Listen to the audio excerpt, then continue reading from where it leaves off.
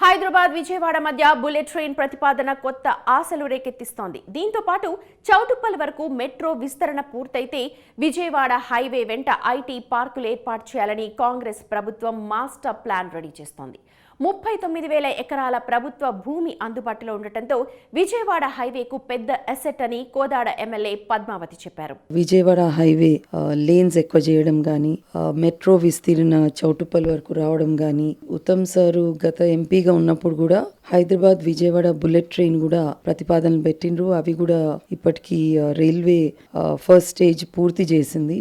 Route గిన చూసడము ఇవన్నీ కూడా కాంగ్రెస్ ప్రభుత్వము హైదరాబాద్ విజయవాడ హైవేని అన్ని ఏరియాస్లో కొంచెం మెరుగు చేయాలనే ఆలోచనతో ఉంది. విజయవాడ అండ్ హైదరాబాద్ మధ్యన ట్రావెల్ టైం తక్కువ కావడంలో కానీ ఇవన్నిట్లో కూడా డెఫినెట్లీ ఇప్పుడు ఇవన్నీ చేస్తే చాలా తేడా కనిపిస్తుంది.